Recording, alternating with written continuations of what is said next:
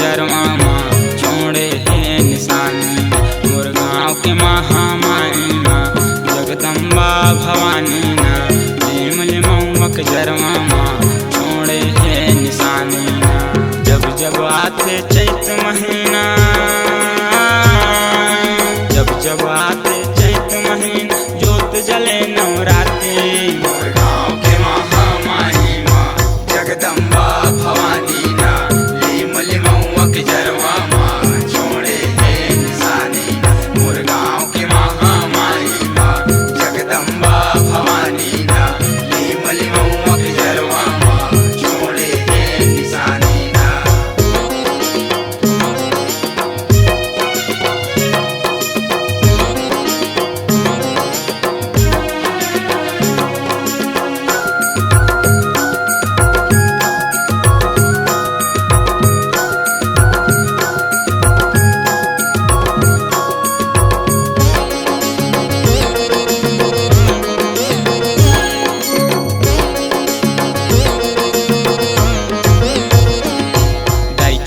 निशानी लीम के छैहा अजब गजब लट फूटे। शक्ति दिखा के जन्म समा गए बघवा दर्शन देते।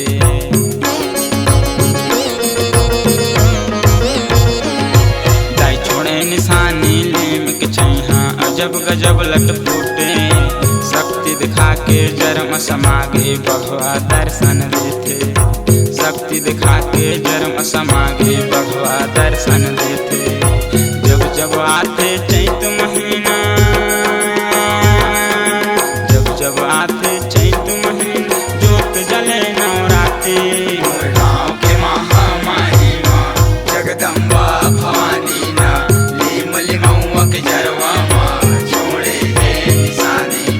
मोर गाँव के महामाई माँ जगदम्बा भवानी ना लीमल मऊआ के जरवा माँ छोड़े है निशानी ना।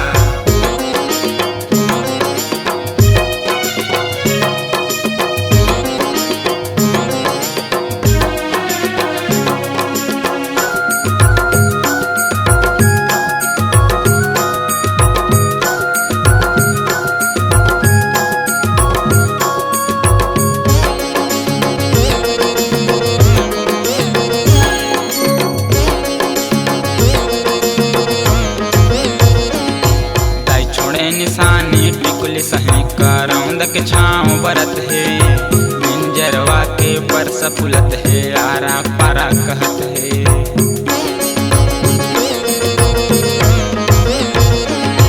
दाई छोड़े निशानी टिकुल सही करौंद के छाँव बरत है। मिंजरवा के परस फुलत है आरा पारा कहत है। मिंजरवा के परस फुलत है आरा पारा कहत है। जब जब आते चैत महीना,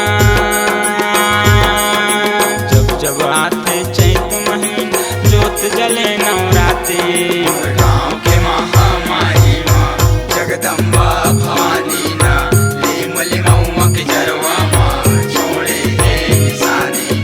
मोर गाँव के महामाई माँ जगदम्बा भवानी ना लीमल मऊआ के जरवा माँ छोड़े है निशानी ना।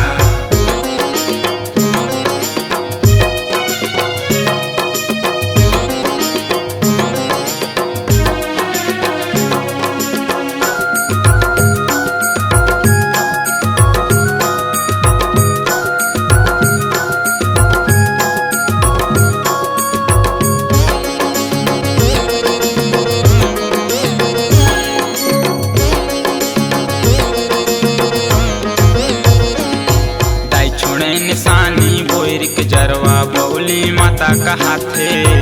अगन पूस कुमार कार्तिक 12 महीना फरत है।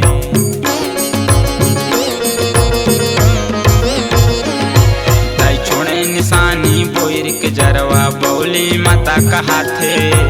अगन पूस कुमार कार्तिक 12 महीना फरत है। अगन पूस कुमार कार्तिक 12 महीना फरत है। जब जब आते चैत महीना, जब जब आते चैत महीना जोत जले नवरात्रि। मोर गाँव के महामाई माँ जगदम्बा